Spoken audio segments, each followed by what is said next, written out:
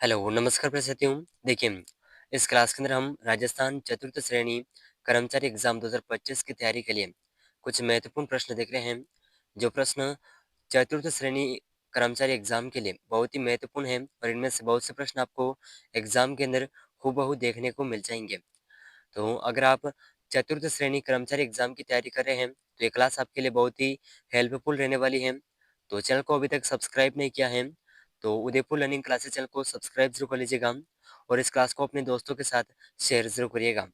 तो देखिए, आज का जो महत्वपूर्ण प्रश्न है, क्वेश्चन नंबर 1 इस प्रकार है।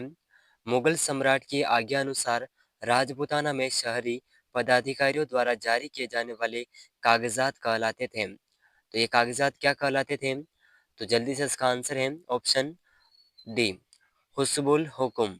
ऑप्शन डी इस प्रश्न का बिल्कुल सही आंसर हो जाएगा। तो देखिए, साथ ही साथ इन प्रश्नों के आंसर आप कमेंट जरूर करते रहिएगा ताकि ये प्रश्न आपको कंठस्थ याद हो सके। ठीक है, चलिए अगला प्रश्न है क्वेश्चन नंबर 2। बहुत ही शानदार क्वेश्चन है। सुरसेन जनपद में सम्मिलित भूभाग था।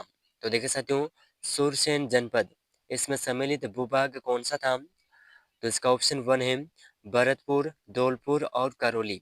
ऑप्शन 1 बिल्कुल करेक्ट आंसर हो जाएगा। ठीक है, फटाफट से सभी महत्वपूर्ण प्रश्न देख रहे हैं, तो ऑप्शन 1 इस प्रश्न का बिल्कुल करेक्ट आंसर हो जाएगा। ठीक है, चलिए अगला प्रश्न है क्वेश्चन नंबर 3। बहुत ही शानदार क्वेश्चन है।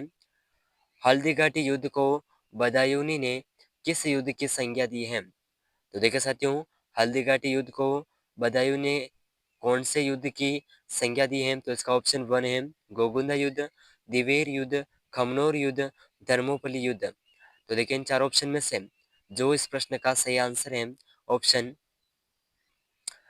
तो देखिए साथियों, बदायूंनी ने हल्दीघाटी युद्ध को गोगुंदा युद्ध की संज्ञा दी है। और इसी के साथ में अगर पूछा जाए कि खमनोर युद्ध की संज्ञा किसने दी है हल्दीघाटी युद्ध को, तो ये दी है अबुल फजल द्वारा। ठीक है, और अगला जो है कर्नल जेम्स ने इसे थर्मोपल्ली युद्ध की संज्ञा दी है। ठीक है, लेकिन इस प्रश्न के अंदर पूछा गया है कि बदायूंनी ने हल्दीघाटी युद्ध को किस युद्ध की संज्ञा दी है? तो इसका ऑप्शन 1 बिल्कुल करेक्ट आंसर हो जाएगा। ठीक है, जरूर याद रखिएगा। चतुर्थ श्रेणी कर्मचारी एग्जाम के लिए हूबहू रिपीट होने वाले महत्वपूर्ण प्रश्न है। ठीक है साथियों, चलिए अगला प्रश्न है क्वेश्चन नंबर 4। बहुत ही शानदार क्वेश्चन है और एग्जाम के अंदर आपको हूबहू देखने को मिल जाएगा।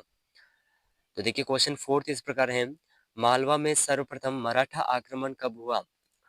तो देखिए साथियों, मालवा में सर्वप्रथम मराठा आक्रमण कब हुआ था? तो इसका ऑप्शन 1 है 1685 ईस्वी, 1692 ईस्वी, 1792 और 1699। तो इन चार ऑप्शन में से मालवा में सर्वप्रथम मराठा आक्रमण 1699 ईस्वी में हुआ था। ठीक है, तो ऑप्शन डी, ऑप्शन डी इस प्रश्न का बिल्कुल करेक्ट आंसर हो जाएगा। ठीक है साथियों, चलिए अगला प्रश्न है क्वेश्चन नंबर 5। बहुत ही शानदार क्वेश्चन है और एग्जाम के अंदर हूबहू रिपीट होने वाला क्वेश्चन है। ठीक है, क्वेश्चन नंबर 5। शाहजहां के बेटे दारा शिकोह का जन्म स्थान राजस्थान के किस दुर्ग में हुआ? तो देखिए, शाहजहां का बेटा दारा शिकोह, इसका जन्म राजस्थान के कौन से दुर्ग में हुआ था? तो इसका जो ऑप्शन 1 है तारागढ़ दुर्ग अजमेर में स्थित है, तारागढ़ बूंदी जिले में स्थित है और मेहरानगढ़ जोधपुर में, सिवाना दुर्ग जालौर में। तो देखिए साथियों, इन चारों ऑप्शन में से इस प्रश्न का सही आंसर हो जाएगा दारा शिकोह, जिस जो शाहजहां का बेटा था, इसका जन्म स्थान है तारागढ़ दुर्ग Ajmer. Option A, option A इस प्रश्न का बिल्कुल करेक्ट आंसर हो जाएगा। ठीक है, चलिए अगला प्रश्न है क्वेश्चन नंबर 4, क्वेश्चन नंबर 6। ठीक है, बहुत ही शानदार क्वेश्चन है क्वेश्चन नंबर 6। तो देखिए, क्वेश्चन नंबर 6 के अंदर हमें सुमेलित करना है जिसमें मस्जिद और स्थान, यहाँ पर कौन असुमेलित है?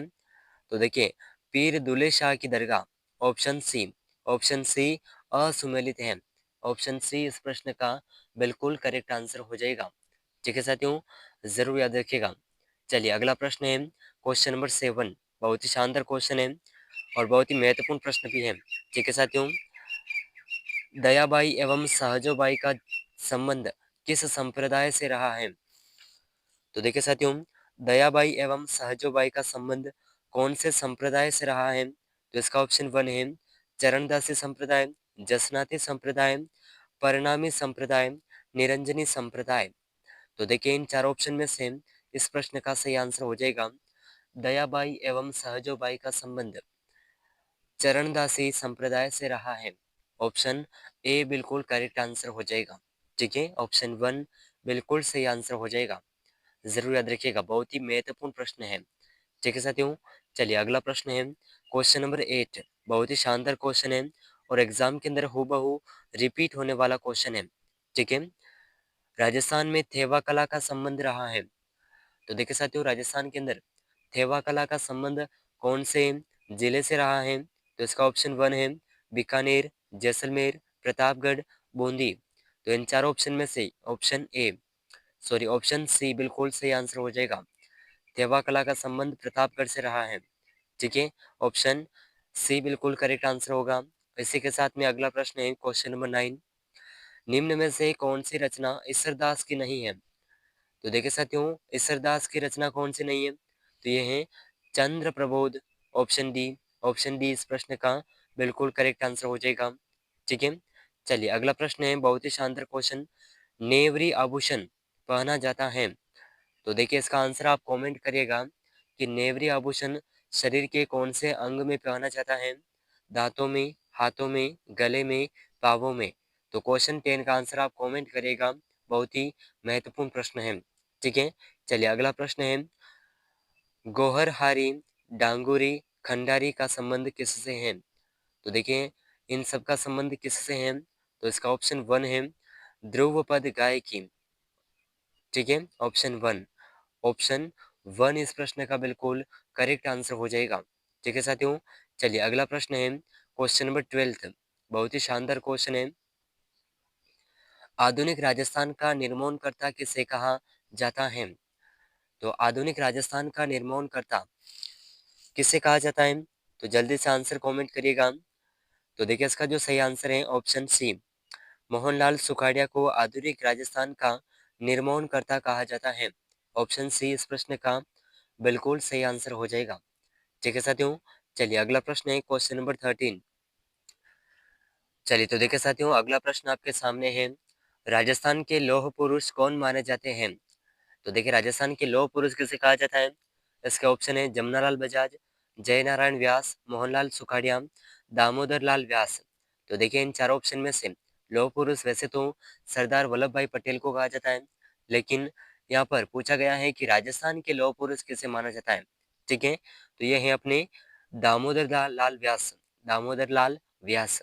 तो ऑप्शन डी इस प्रश्न का बिल्कुल सही आंसर हो जाएगा। ठीक है, चलिए अगला प्रश्न है क्वेश्चन नंबर 14। बहुत ही शानदार क्वेश्चन है।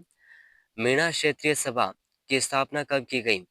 तो देखिए बहुत ही महत्वपूर्ण प्रश्न है और एग्जाम के अंदर हूबहू रिपीट होने वाले क्वेश्चन है। ठीक है, तो मीणा क्षेत्रीय सभा की स्थापना कब की गई? तो इसका ऑप्शन वन है 1933 ईस्वी।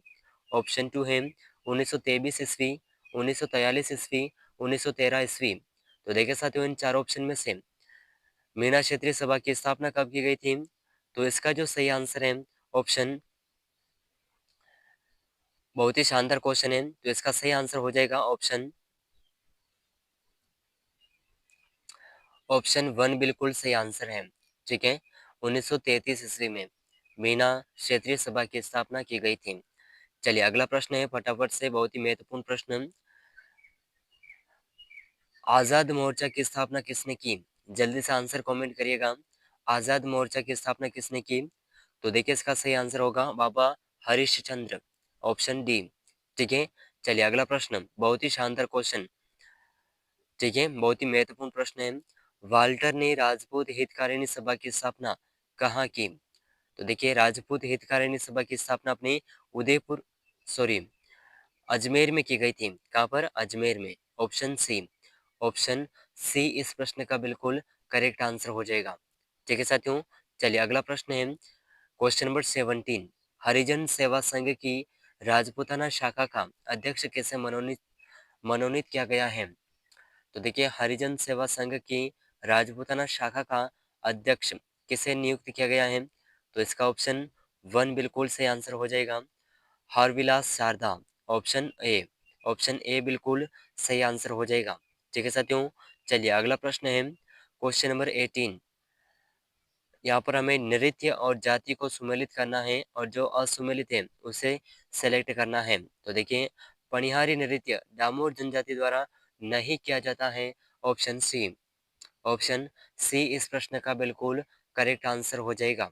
ठीक है साथियों, चलिए अगला प्रश्न है क्वेश्चन नंबर 19।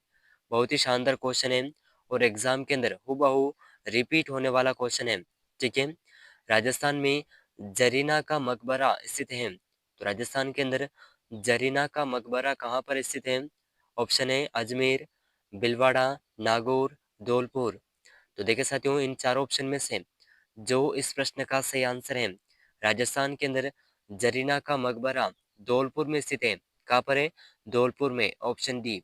ऑप्शन डी बिल्कुल करेक्ट आंसर हो जाएगा। ठीक है साथियों, चलिए अगला प्रश्न क्वेश्चन नंबर 20।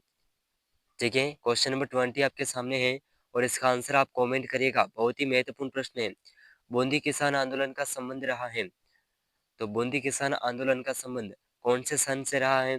तो ऑप्शन 1 है 1847, 1941 के मध्य, 1921 से 28 के मध्य, 1926 से 43 के मध्य, 1932 से 35 के मध्य। तो देखिए साथियों, इसका सही आंसर आप कमेंट करिएगा। ठीक है, बहुत ही शानदार क्वेश्चन है, इसका आंसर आप कमेंट करिएगा। चलिए अगला प्रश्न है क्वेश्चन नंबर 21। राजस्थान का क्षेत्रफल भारत के कुल क्षेत्रफल का कितना प्रतिशत है? तो राजस्थान का क्षेत्रफल भारत के कुल क्षेत्रफल का 10.85% प्रतिशत है। तो ऑप्शन डी। ऑप्शन डी बिल्कुल सही आंसर हो जाएगा। ठीक है, ऑप्शन डी। चलिए अगला प्रश्न, बहुत ही शानदार क्वेश्चन 22, क्वेश्चन नंबर 22। कर्क रेखा राजस्थान के किस नगर के समीपस्थ गुजरती है? तो देखिए साथियों, कर्क रेखा राजस्थान के कौन से नगर के समीपस्थ गुजरती है? तो इसका ऑप्शन 1 है चित्तौड़गढ़, सिरोही, डूंगरपुर, बांसवाड़ा। तो इन चारों ऑप्शन में से इस प्रश्न का सही आंसर हो जाएगा कर्क रेखा राजस्थान के चित्तौड़गढ़ जिले के यानी कि नगर के समीपस्थ गुजरती है। ऑप्शन 1 बिल्कुल सही आंसर हो जाएगा। ठीक है, चलिए अगला प्रश्न है क्वेश्चन नंबर 23। चलिए तो देखिए साथियों, क्वेश्चन नंबर 23 आपके सामने है। अरावली पर्वतमाला के किस भाग में सर्वाधिक संख्या में अंतराल विद्यमान है? तो अरावली पर्वतमाला के वह भाग जहाँ पर सर्वाधिक संख्या में अंतराल विद्यमान है, तो यह सही आंसर हो जाएगा उत्तरी एवं दक्षिणी भाग। ठीक है, ऑप्शन ब। ऑप्शन ब बिल्कुल सही आंसर हो जाएगा। ठीक है साथियों, चलिए अगला प्रश्न क्वेश्चन नंबर 24। चंबल बेसिन की स्थलाकृति तो देखिए साथियों, चंबल बेसिन की स्थलाकृति प्रधानतः है। तो इसकी स्थलाकृति किस प्रकार है? तो देखिए, इसका जो सही आंसर है ऑप्शन ब उत्काती। ठीक है, उत्काती प्रकार की इसकी स्थलाकृति है। तो ऑप्शन ब बिल्कुल सही आंसर हो जाएगा। ठीक है साथियों, चलिए अगला प्रश्न है क्वेश्चन नंबर 25। राजस्थान में बादर, इराऊ और हारन और मोरन किस नदी की सहायक नदियां हैं? तो बादर, इराऊ, हारन और मोरन ये सभी माही नदी की सहायक नदियां हैं। ठीक है, तो ऑप्शन ब बिल्कुल सही आंसर हो जाएगा। ठीक है साथियों, चलिए अगला प्रश्न है क्वेश्चन नंबर 26। राजस्थान में प्लाया जिलों की रचना कहाँ हुई है? तो देखिए साथियों, राजस्थान के अंदर प्लाया जिलों की रचना कहाँ पर हुई है? तो ये अपने मरुस्थल के बालू का स्तूप मुक्त क्षेत्र में। ठीक है, जहाँ पर रेती के टीले नहीं है, वहाँ पर इन जिलों की स्थापना यानी कि रचना हुई है। ठीक है, चलिए अगला प्रश्न क्वेश्चन नंबर 27। बहुत ही शानदार क्वेश्चन है और एग्जाम के लिए बहुत ही महत्वपूर्ण रहने वाला है। ठीक है साथियों, तो प्रश्न इस प्रकार है। सोयाबीन का क्षेत्रफल तथा उत्पाद दोनों में राजस्थान के अग्रणी जिले हैं। तो सोयाबीन के क्षेत्रफल और उत्पाद में कौन जिले सबसे अग्रणी हैं, ज़्यादा सोयाबीन उत्पन्न करते हैं? तो ये जिले हैं कोटा, बारां और Banswara. Option D. Option D इस प्रश्न का बिल्कुल सही आंसर हो जाएगा। ठीक है साथियों, चलिए अगला प्रश्न है क्वेश्चन नंबर 28। राजस्थान का मुख्य गन्ना एवं कपास उत्पादक कृषि जलवायु खंड है। तो गन्ना और कपास उत्पादक कृषि जलवायु खंड कौन सा है? तो इसका जो सही आंसर है ऑप्शन 1 बिल्कुल सही आंसर होगा सिंचित उत्तर पश्चिमी मैदान। ठीक है, ऑप्शन ऑप्शन 1 इस प्रश्न का बिल्कुल करेक्ट आंसर हो जाएगा। ठीक है साथियों, चलिए अगला प्रश्न है क्वेश्चन नंबर 29। बहुत ही शानदार क्वेश्चन है। दुग्ध उत्पादन हेतु राजस्थान में गाय की कौन सी नस्लें सुप्रसिद्ध हैं? तो देखिए साथियों, दूध उत्पादन के लिए राजस्थान के अंदर गाय की जो नस्लें प्रसिद्ध हैं, ये कौन सी हैं? थारपारकर और राठी, राठी और नागौरी, मालवी और थारपारकर, मेवाती और मालवी। तो देखिए साथियों, इन चारों ऑप्शन में से इस प्रश्न का सही आंसर हो जाएगा दूध उत्पादन हेतु राजस्थान में सुप्रसिद्ध नस्लें हैं थारपारकर और राठी। ठीक है, ऑप्शन बिल्कुल सही आंसर हो जाएगा। ठीक है, चलिए अगला प्रश्न है क्वेश्चन नंबर 30। बहुत ही शानदार क्वेश्चन है और एग्जाम के लिए बहुत ही महत्वपूर्ण रहने वाला है। ठीक है, बहुत ही सरल क्वेश्चन है। राजस्थान में ऊंट की कौन सी नस्ल तेज दौड़ने में सर्वश्रेष्ठ मानी जाती है? तो देखिए राजस्थान के अंदर ऊंट की ऐसी कौन सी नस्ल है जो तेज दौड़ने में सर्वश्रेष्ठ मानी जाती हैं? तो इसका ऑप्शन है बीकानेरी नस्ल, कच्छी नस्ल, जैसलमेरी नस्ल, अलवरी नस्ल। तो देखिए इन चारों ऑप्शन में से ऑप्शन सी बिल्कुल करेक्ट आंसर हो जाएगा, ऑप्शन स। ठीक है, जैसलमेरी नस्ल राजस्थान के अंदर ऊंट की ऐसी नस्ल है जो दौड़ने में सबसे तेज मानी जाती है। तो ऑप्शन सी इस प्रश्न का बिल्कुल करेक्ट आंसर हो जाएगा। ठीक है साथियों, चलिए तो देखिए इस क्लास के अंदर हमने चतुर्थ श्रेणी कर्मचारी एग्जाम के लिए 30 महत्वपूर्ण प्रश्नों को कवर किया है। जो प्रश्न आपको आने वाले दिनों में जो चतुर्थ श्रेणी का एग्जाम है उसमें इसमें से बहुत से प्रश्न हूबहू देखने को मिल जाएंगे। तो अगर आप उदयपुर लर्निंग क्लासेस चैनल पर नए हैं, चैनल पर पहली बार आए हैं, तो चैनल को सब्सक्राइब जरूर कर लीजिएगा और इस चतुर्थ श्रेणी एग्जाम की संपूर्ण तैयारी आपको इस चैनल पर देखने को मिल जाएगी। ठीक है साथियों, चलिए तो इस क्लास को अपने दोस्तों के साथ शेयर जरूर करिएगा। मिलते हैं अगले महत्वपूर्ण प्रश्नों के साथ में, तब तक के लिए जय हिंद, जय भारत।